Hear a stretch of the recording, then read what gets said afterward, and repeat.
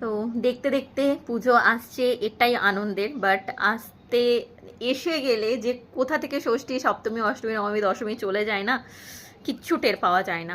যাই হোক, আমাদের পাড়ার সিচুয়েশানটা এবছরটা একটু কমপ্লিকেটেড রয়েছে বলে পুজোটা মোটামুটিভাবে হয়েছে। খুব যে ধুমধাম করে খুব আহামরিভাবে হয়েছে সেটা নয়, বাট হয়েছে যেটুকুনি হওয়ার। সবাই খুব এনজয় করেছে, অষ্টমীর দিন খাওয়া দাওয়া হয়েছে, তো ভালো হয়েছে মোটামুটি।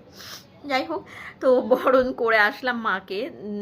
এটা আমার লাইফে কি বলবো, খুব ইচ্ছা করতো যখন মা, জেঠিমারা বা পাড়ার কাকিমারা বরণ করতো না, আমারও ভীষণ ইচ্ছা করতো মন থেকে যে কবে আমি মাকে আমি নিজে হাতে বরণ করতে পারবো।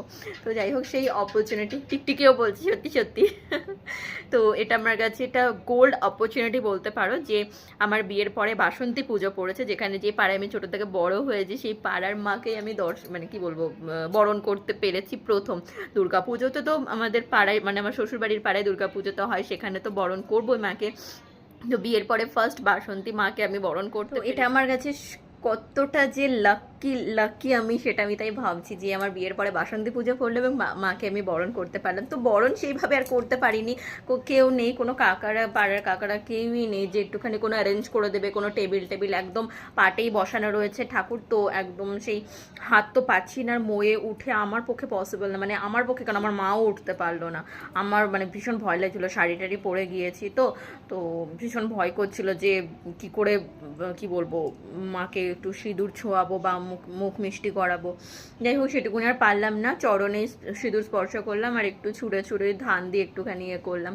যাই হোক, যেটুকুনি পেরেছে, লক্ষ্মী সরস্বতী হাত পেয়েছি চেয়ারে উঠে, তো যেটুকুনি পারলাম বরণ করে আসলাম। মা এতেই আশা করি সন্তুষ্ট হবেন এবং সকলের মঙ্গল করবেন। আর মা সামনের বছর এভাবেই আসুক, আমাদের সবার মাঝখানে হাসি আনন্দে, সুখ আর দুঃখ জীবনে তো থাকবেই, দুঃখ না থাকলে তো সুখ কখনোই আসবে না, সুখ দুঃখ নিয়েই তো জীবন। তো যাই হোক, সব কিছু মিলেমিশেই মা যেন সকলকে ভালো রাখেন, এই আশাই করি, এবং সকলেই যেন সুস্থ থাকেন, মা যেন সবাইকে সুস্থ রাখেন। আর বরণের কোনো ভিডিও টিডিও আমি কিচ্ছু করতে পারিনি, মানে এমনিতেই বরণ করার ওই অবস্থা, তার উপরে কে ভিডিও করে দেবে, কেউ নেই মন্দিরে, আমার বৌদিও যায়নি, মা পারে না, তো কোনো ফটো শ্যুট করতে পারিনি, কোনো ভিডিও শ্যুট করতে পারিনি, নাথিং, কিছুই পারিনি।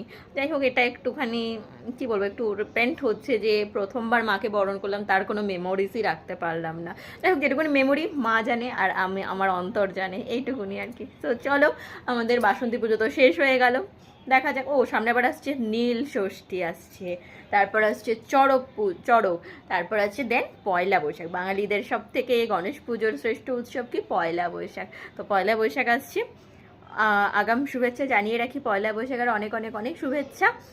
দেখা হবে নেক্সট একটা ভিডিওতে। সো টিল দেন সবাই ভালো থেকো, সুস্থ থেকো, টাটা।